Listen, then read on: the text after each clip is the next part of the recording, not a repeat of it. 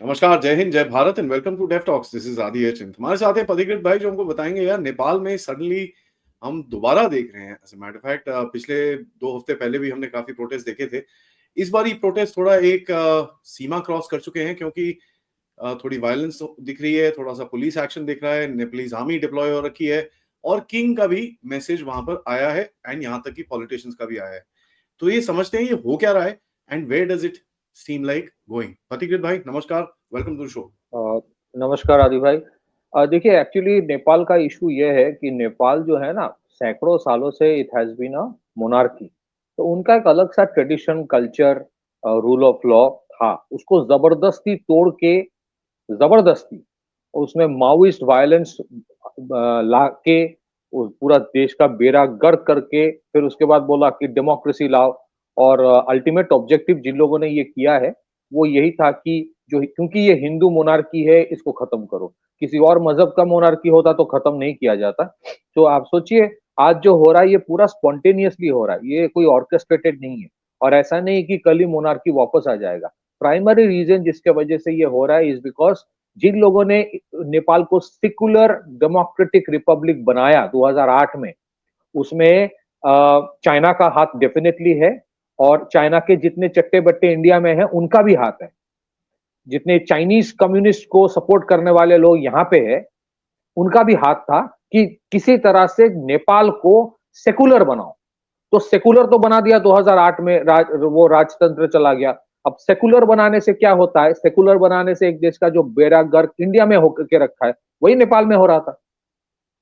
एक देश जहां पे पिछले 17 साल में 13 सरकार बनी, कोई सरकार अपना फुल टर्म कंप्लीट नहीं कर पाया।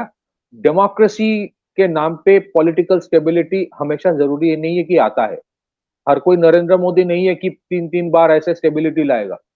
तो वहां पे अल्टीमेट ऑब्जेक्टिव एक एक पार्टी का यही था, किसी तरह इसके साथ अलायंस करो, उसके साथ अलायंस तोड़ो, कर करके इतना घटिया सिचुएशन हो गया। उसके बाद कन्वर्शन रैकेट जो बड़े पैमाने में वहां चल रहा है बाहर से। आप यूएस एड के जब खुलासे हुए थे उस टाइम भी पता चला था कि नेपाल में एथिज्म स्प्रेड करने के लिए पैसा दिया जा रहा है। एथिज्म। सो एक आप सोचिए, development is a very important tool, governance is a very important tool, लेकिन जो लोग यहाँ पे डेमोक्रेसी लाने के लिए ये सब बाहर से करवाया है, आप सोचिए उनका अल्टीमेट ऑब्जेक्टिव गुड गवर्नेंस नहीं था। उनका अल्टीमेट ऑब्जेक्टिव ऐसा नहीं कि नेपाल को कल सिंगापुर बनाना है। उनका अल्टीमेट ऑब्जेक्टिव यही था कि इसके जो सनातनी कल्चर है इसको डेली लाइफ से खत्म करो। तो इसी वजह से आप देखोगे जो एक इंस्टेबिलिटी वहां पे है।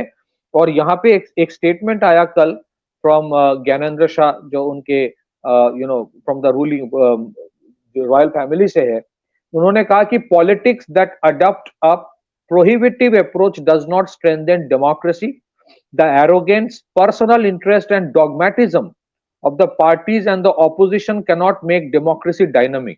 वो ये नहीं कह रहे कि कल इसको मोनार्की बनाओ, लेकिन इंडिकेशंस ये जो आ रहा है ना और उसके पीछे जितना सपोर्ट है, इससे यही अंदाजा लगाया जा सकता है कि एक स्पॉन्टेनियस मूवमेंट चल रहा है कि एक अकाउंटेबल पार्लियामेंट तो होना चाहिए, लेकिन उसके ऊपर the monarch should come back. क्योंकि ना वहां पे एक भरोसा होता है कि राजा जो कह दिया उसका एक वैल्यू होता है।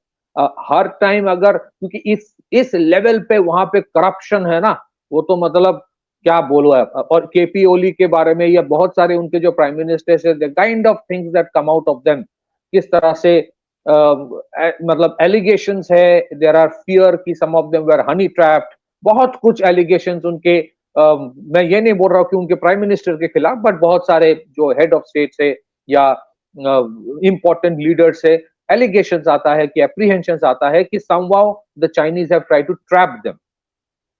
तो आप देखेंगे एक इंपॉर्टेंट चीज मैं ये कहना चाहता हूं, ये जो 1996 से वहां पे माओइस्ट वायलेंस शुरू हुआ और भयंकर तरह का वायलेंस करके एक पीसफुल एक स्टेट जो था उसको खत्म करने की कोशिश की गई। उसके साथ इंडिया के जो माओइस्ट है ना उसका बहुत लिंक था। If you remember the Pashupati to Tirupati, that was पैसा द जाता था यार, ऑब्जेक्टिव। पैसा जाता था, चर्च यूज्ड टू फंड हाँ, these guys. Yes. Pashupati to Tirupati, you remember I had mentioned in one of your programmes कि अल्टीमेट ऑब्जेक्टिव था कि नेपाल से इंडिया के साउथ इंडिया तक माओइस्ट कॉरिडोर होगा। So that was the objective. और जिस तरह से एक सनातनी रिवाइवल इंडिया में हुआ, to be very honest, that had also a very big in impact in Nepal. Interestingly ऐसे बहुत सारे ऐसे जो प्रोटेस्ट रैलीज हो रहा है वहां पे, सरप्राइजिंगली योगी आदित्यनाथ जी का वहां पे फोटोग्राफ्स प्लेकार्ड लेके लोग घूम रहा है। It has a lot to do with the Gorakhnath मंदिर। उनके साथ एक civilizational religious connect people of Nepal उनका है।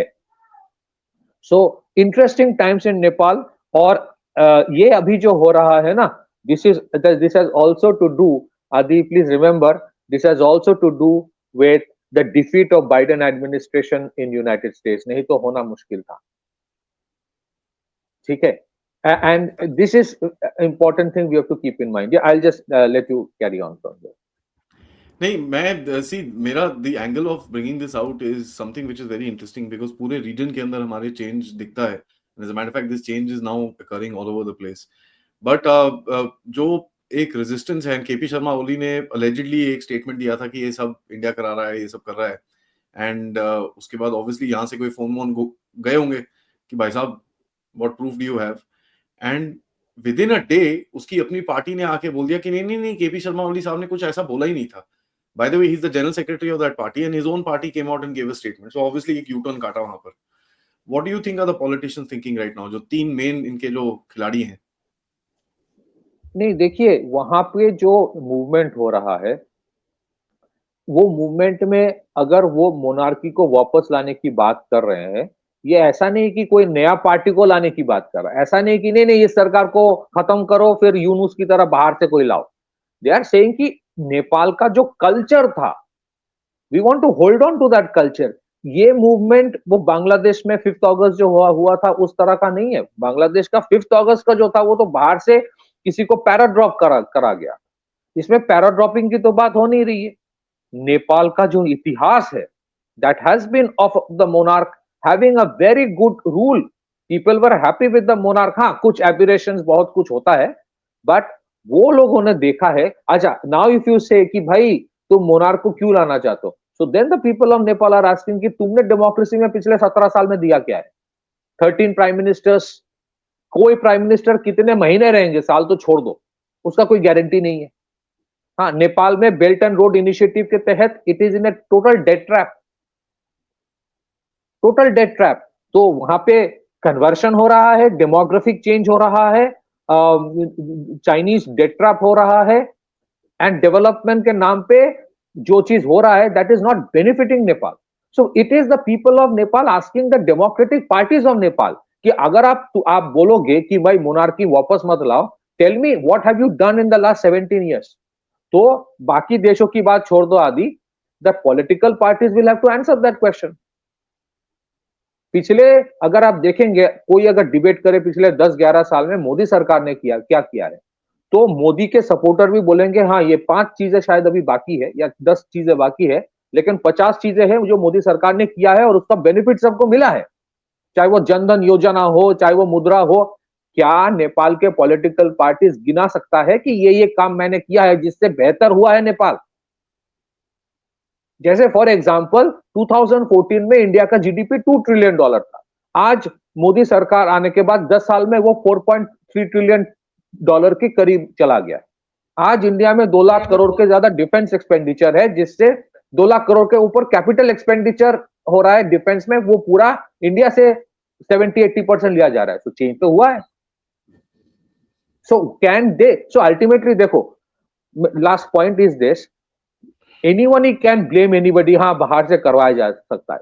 ओनली थिंग इज दैट अगर आप ऐसा है कि नेपाल के political parties can answer the question of people of Nepal, उसके बाद भी अगर आंसर सेटिस्फैक्टरी होने के बावजूद अगर आप देखो प्रॉब्लम हो रहा है, that means there is an external interference. आप तो सवाल का जवाब ही नहीं दे पाओगे। People of Nepal are still in that state. या दूसरा the sheer factor that the king Gyanendra वापस आए हैं यहाँ पर, एंड मेरी एनालिसिस इसके ऊपर हमेशा इस पे ही आके रुक जाती है कि ये सोच के तो आए होंगे ना, कुछ बिना ब्लाइंडली तो नहीं घुसे नेपाल के अंदर, एंड ब्लाइंडली तो नहीं ये स्टेटमेंट देना उन्होंने शुरू करा है। So obviously he is got a calculation, इनका अपना सपोर्ट बेस होगा, इनका अपना 100%, पूरा सेटअप होगा, जहां पर सिक्योरिटी फोर्सेस भी इन्वॉल्व होगा, सब कुछ होगा इसके अंदर, तभी जाके वो 100%, सेफ्टी से आए हैं ना, नहीं तो। 100%। और ओली बोलता देखो है कि हम रॉयल इनको फैमिली, अरेस्ट करेंगे। रॉयल फैमिली जो उनका है शाह फैमिली, तो उन रॉयल फैमिली का अपना एक प्रेस्टीज होता है, प्रेस्टीज है। तो ऐसा नहीं होगा कि वो वापस आएगा फिर उसके बाद उसको उन्हीं के देश के लोग बोलेंगे भाई तुम चले जाओ, तुमकी जरूरत नहीं है। अगर ऐसा होता ही would not have come like this publicly. Exactly. Publicly आ रहा है, इसका मतलब ही है there is spontaneous support, spontaneous support. तो मोनार्की में वापस जाएगा कि नहीं जाएगा, it is for people of Nepal to decide. But fundamentally the political parties of Nepal will have to answer the people of Nepal की ये चीज मैंने पिछले 17 साल में करके दिया जो मोनार्क नहीं कर पाया था, मोनार्की ने नहीं कर पाया था। अगर वो जवाब दे पाए ठीक ठाक तो better, good good good as it is. और ये ऐसा नहीं है जस्ट वन 10 सेकेंड्स मोर, ये बांग्लादेश की तरह नहीं हो रहा है कि वायलेंस करके तोड़ फोड़ करके खत्म कर दो। It's not like that. People are protesting democratically, और ऐसा भी नहीं है कि कल सब कुछ बदल जाएगा, but there is a gradual movement which is more alarming for the people of for the political parties of Nepal. धीरे दैट्स धीरे बढ़ रहा है। That's why the question is कि आर्मी अब क्या करेगी, बिकॉज अगर ये सस्टेन करता है 10-15 दिन तो कुछ नहीं होगा, सिक्योरिटी फोर्सेस को एक कॉल लेना पड़ेगा अपना, तो do they I listen to don't the think, हाँ, government, no listen to they the will people? Not fire at their own people, they will not fire on their own people, नहीं करेगा। सो कल wait रात and को watch. एक और incidents हुए हैं, obviously there will be some resistance, एक आधा थोड़ा फायरिंग वायरिंग हुई है, बट वो तो I think this is right now, I don't know and I agree with you कि बाहर आगे जाके जब ये चीज अगर बढ़ती है, I don't think the capability will be there कि भाई आर्म्ड आप रिप्रेशन करो, तो वो नहीं, तो दे नहीं डोंट होगा। नो, क्योंकि because that army itself has its own allegiance to the monarchy for या hundreds of years. या absolutely, no doubt in that. Thanks Pathikrit, this is a good update, let's see. अभी दिस इज बोलते हैं ना, हमारे देश के आसपास हर जगह आग लगी हुई है, things are changing rapidly and we need to keep a track. On that note guys, सबसे मैं रिक्वेस्ट करूंगा, प्लीज ये वीडियो को लाइक करिए, सब्सक्राइब करिए and of course share this with your friends and families, and आप लोग इस चैनल की तरफ कंट्रीब्यूट करते रहिए। All the details are in the description. नमस्कार, जय हिंद, जय भारत।